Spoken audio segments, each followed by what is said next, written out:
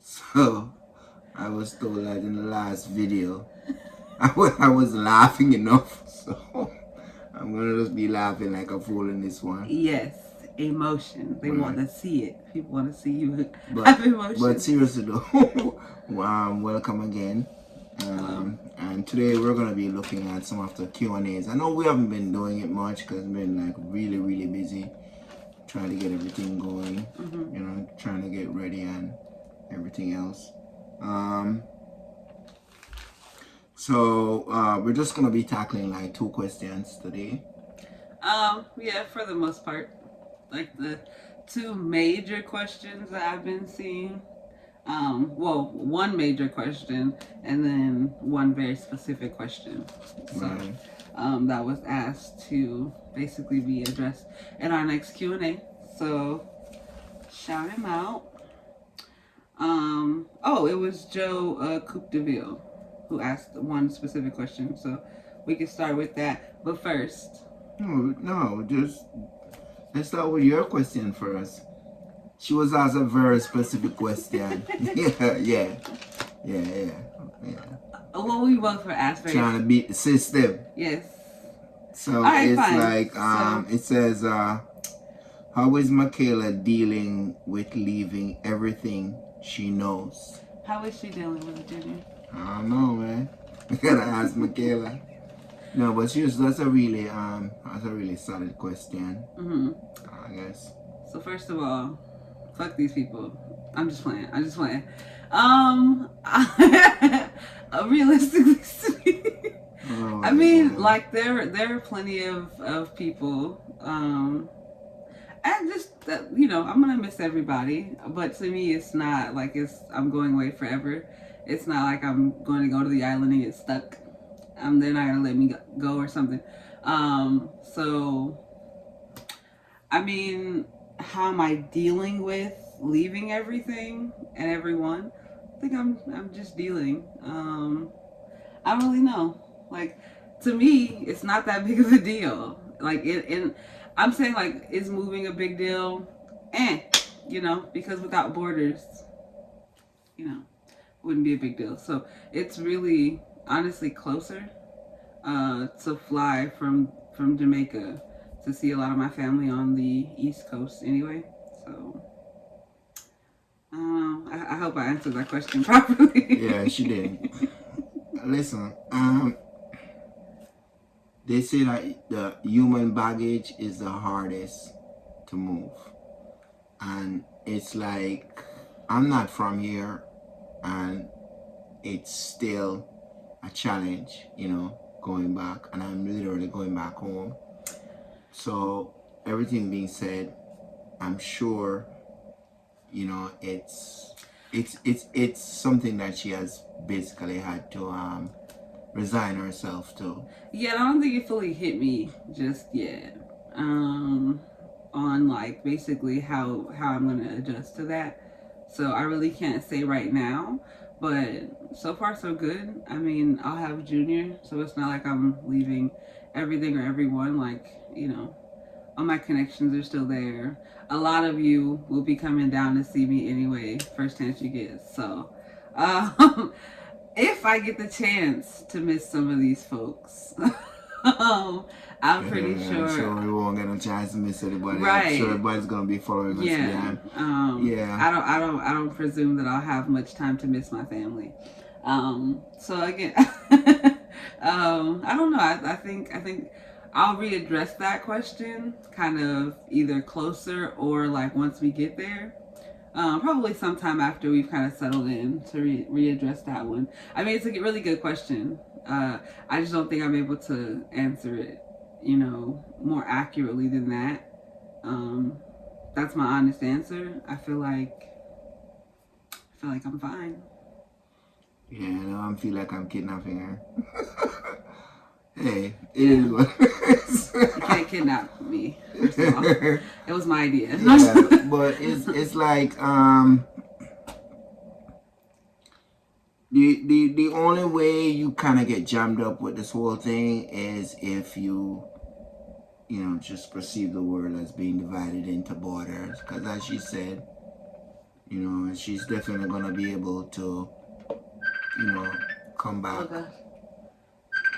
Come back this way, no problem. It's not like, she's going to be cut off or anything else. So, but it's a definitely good question. It's a very relevant question, and it's even a question that can even be applied to me. So how are you going to? Thank you for that question. Thank you for the thought-provoking. Answer the question. Moment. How are you going to adjust while leaving everything here? Right, because like I said, I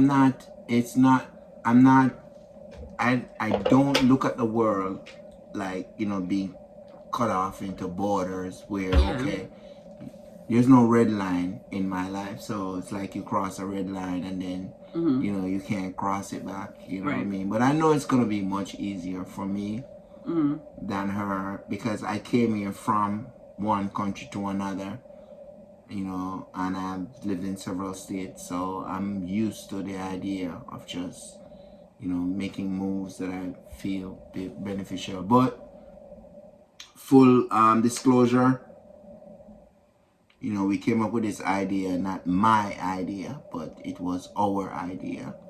So based on that, I think we're pretty much cool with that. Yeah. Yeah, come with me. Yeah, I think that's the best way and the simplest way to wrap this 5-minute question up.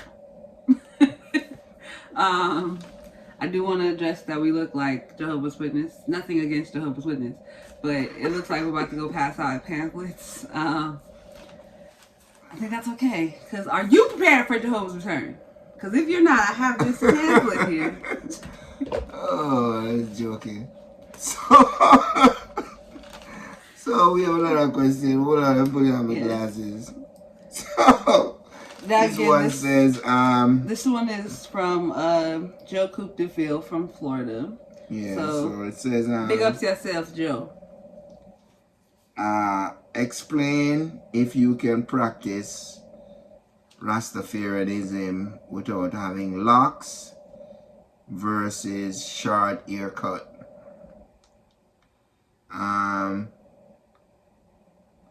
And he's saying that you have Rastas out there with short hair who basically they have to defend themselves, say, okay, yeah, I don't have locks, but I'm still a Rasta, and they're constantly being put in a situation to defend themselves. And this is and he wants to know if this exists, where you have Rastas who basically don't wear locks. And it was such a touching question. Both questions were just like, took us back, and we tried as much as possible not to fake our answers. With the Rasta thing is this. Listen. If Rastafarianism or if Rastafari or Rastas or whatever the coinage, if they're depending on the locks as the greatest symbol, then they have already lost. Because let's face it, people, it's just simply a hairstyle. It's just a hairstyle. It's at this point in time, it's nothing more.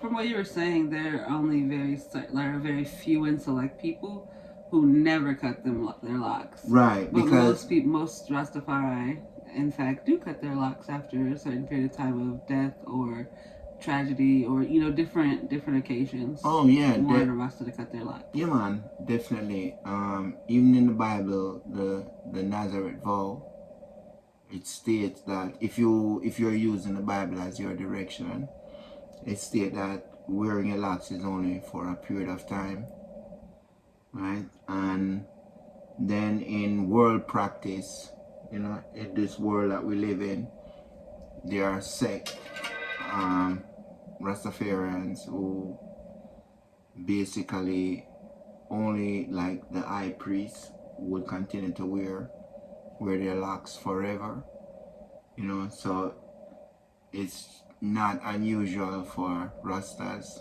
to basically take the Nazareth vow and then just cut their here after a period of time. So don't get, but the point though is this, because we're not trying to relate history or translate the Bible, because we don't do this, because in this house, religion is not really a thing. You know, we just believe that peace and love will guide us through. The spirit. So, right. So in saying that, don't get caught up with symbolism. Right? You can be a bald-headed Rasta. You understand? The only thing you can be is a no-headed Rasta. That means you won't exist. But you can be a bald-headed Rasta. You can be a Rasta with full locks. You can be a Rasta who used to locks for cutting dread. Because it's not that. It has nothing to do with that. And I don't think it's just a matter of symbolism. And I know, like for example, Christians have the cross. You know, it's just symbolism. But if you're gonna base anything off just symbolism, then you've already lost. There's no such thing. So if you want to go to the barber 5 days a week and you feel within like you want to subscribe to the Rasta religion, then you're good. I don't think anybody will be able to step in and say no, you can't be a Rasta, because like I said before, you know, Rastafarianism is not a club, you know. And I don't even think I'm even in the place to even speak for Rastafarianism. But just speaking as a human being, I don't think anybody should just resign themselves to saying, okay, this is the greatest of symbol, because it's not.